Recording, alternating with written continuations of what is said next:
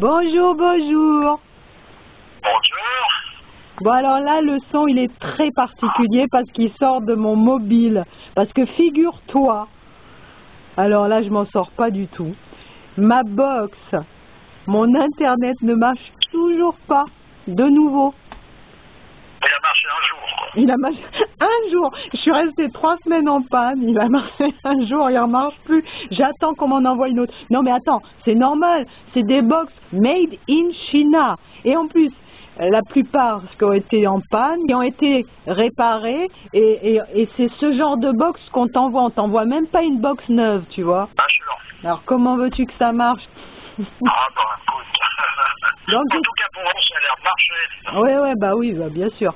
Et donc, bah, le son, bah, on va faire avec ça. Hein.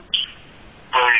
Bon, justement, pour faire la suite, dans Sacré Jules Ferry, le dernier constat, là, on avait évoqué encore cette impossibilité qu'a l'homme moderne de se concentrer. Et justement, il y a un auditeur qui dit « Notre esprit en remous perpétuel flotte comme des eaux troubles. » C'est vraiment ça. Oui, tout à fait. C'est-à-dire qu'on est assailli de par tous les bouts par des distractions continuelles. Bah, c'est ce qu'il dit, hein. Voilà. Sous prétexte d'information, tu vois, les infos, c'est tout et son contraire d'une manière continue. En ce moment, on est en train de nous gaver avec le 11 septembre, puis ils font la commémoration du 11 septembre, après on commémore du 39-45, 14-18, après le dernier mondial du foot, après, je veux dire, C'est non-stop. un calcul, voilà, c'est quelque chose qui amène inévitablement à une déstabilisation et à une dispersion continue. Voilà, donc le phénomène en question, moi je comprends très bien, quelqu'un se met dans un livre et il n'y a pas moyen. Voilà, tu lis une page, puis quand tu arrives au bout, tu t'aperçois que tu étais en train de penser à autre chose. Et ça c'est clair, c'est courant ça. Ouais. Simplement, bon, qu'est-ce qu'il faut faire? Il faut insister, on relit la page.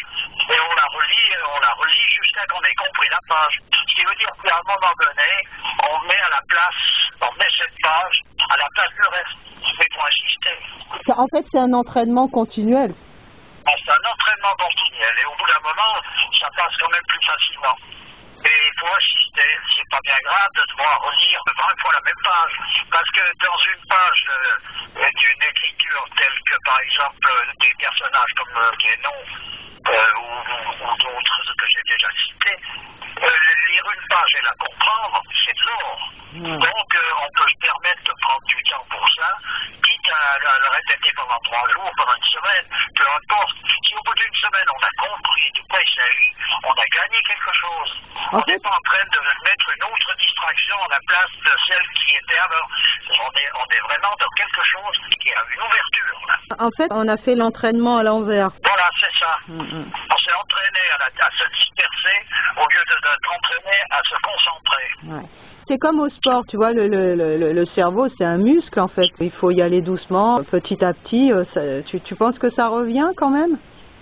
Ah, mais cet aspect-là, il revient par... comme on est rabâché par des distractions, on va mettre à la place quelque chose qui, en apparence, devient une autre distraction qui remplace celle d'avant, mais en l'occurrence, cette distraction-là, elle est quelque chose qui t'amène à la concentration. Vraiment, tu emmagasines. C'est pour ça que depuis, tu vois, on commence de bonne heure, les petits, on les met devant la télé, devant des jeux.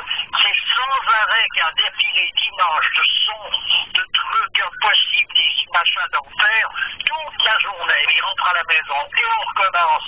Et après, il y a la téloche, et après, il y a ci, après, il y a les devoirs. Tu vois, c'est Ouais, c'est comme au club Méditerranée, tu vois, tu es constamment animé. Voilà, c'est ça. Donc, tu es pris en charge, tu deviens un instrument qui reflète la dispersion de notre époque. Là. La concentration, c'est de se concentrer sur soi.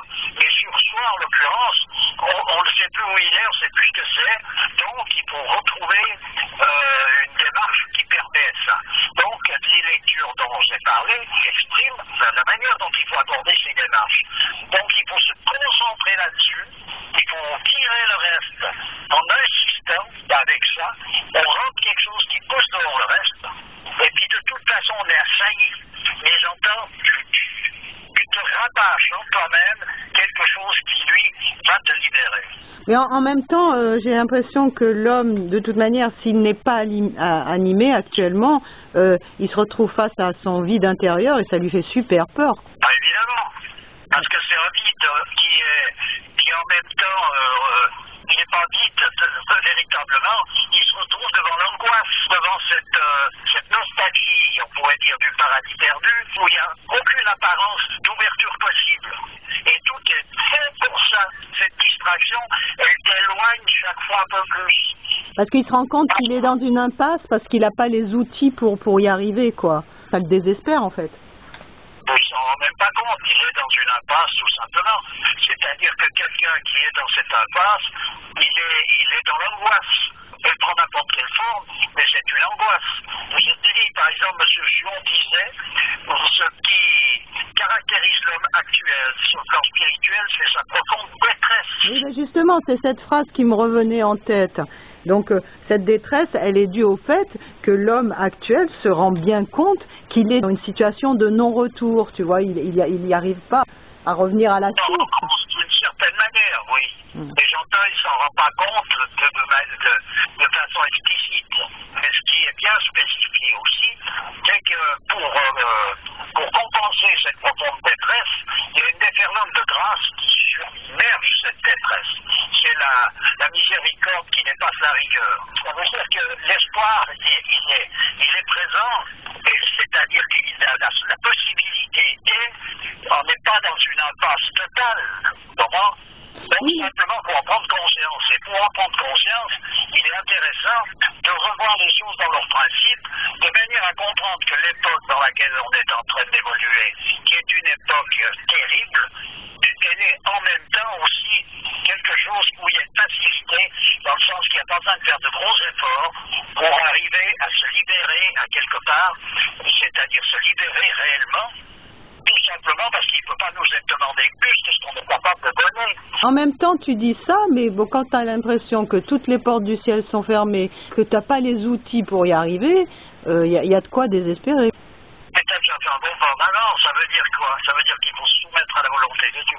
Oui, voilà. Et cette humilité, en quelque sorte, toutes les religions, toutes les traditions, on vient d'insister sur cette soumission, qui n'est pas une soumission péjorative, comme on l'a dans la vision actuelle des choses, être soumis, ça veut dire être esclave.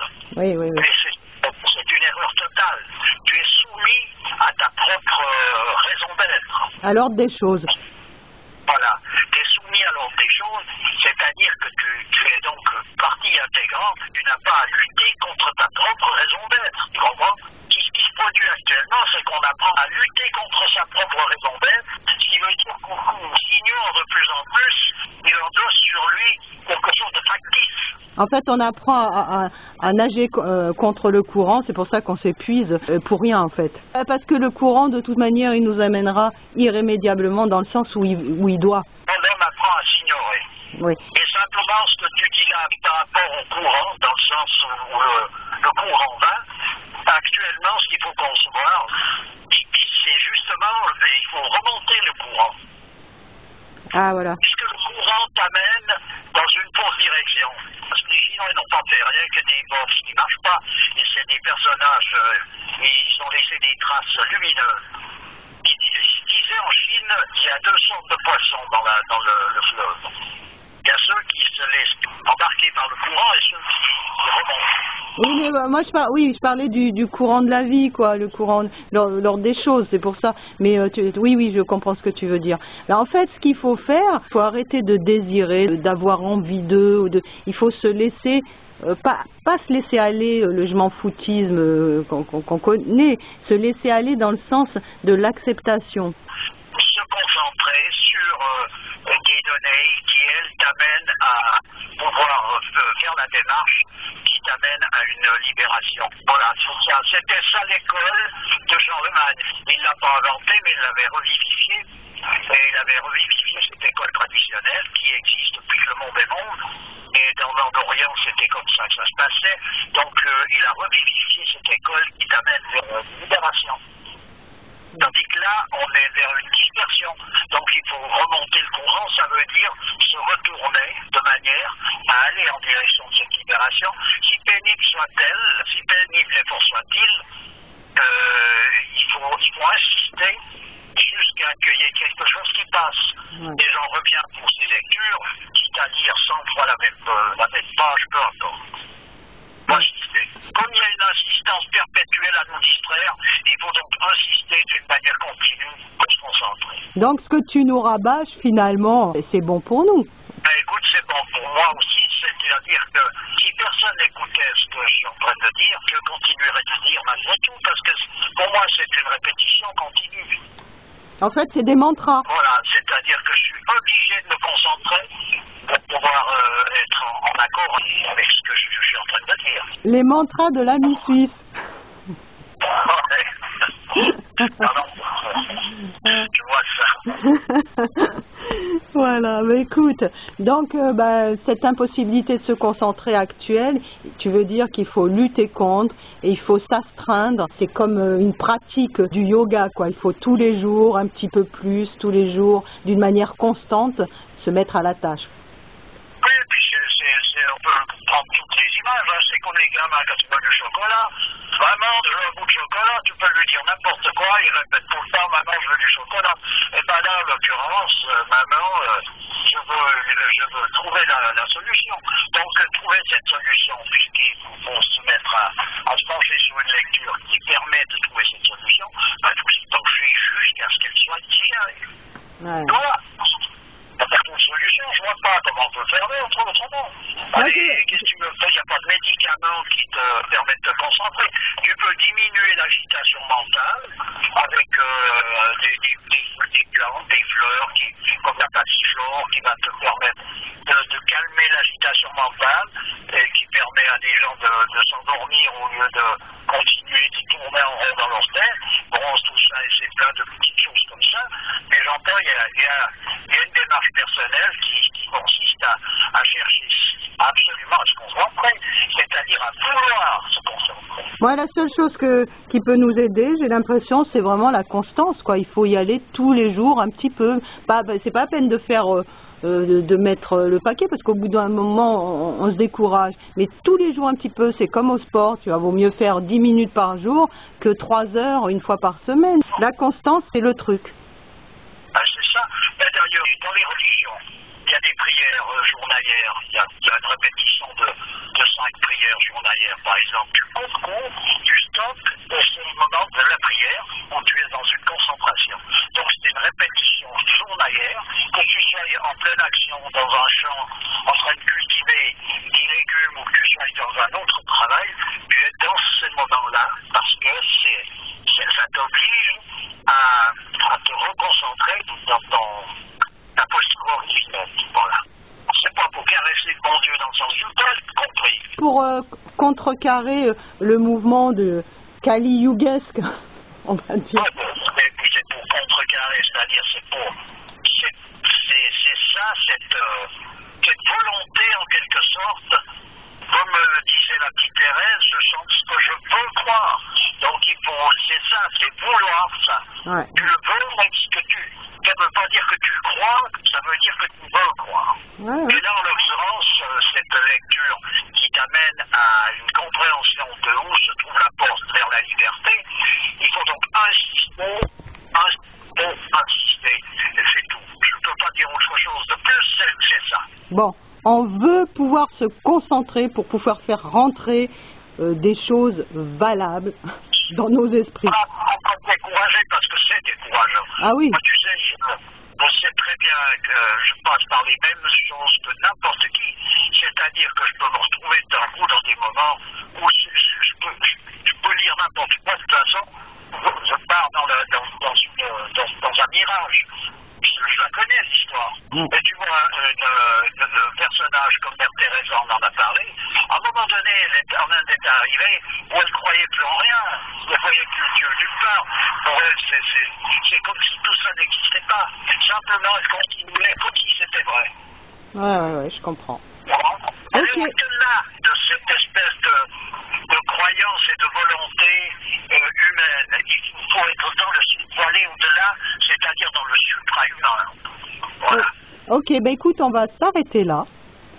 Oui. Je te remercie de nouveau et puis je te souhaite une bonne journée et puis à très bientôt. Merci, pareillement, c'est toujours avec plaisir. Au revoir. Au revoir.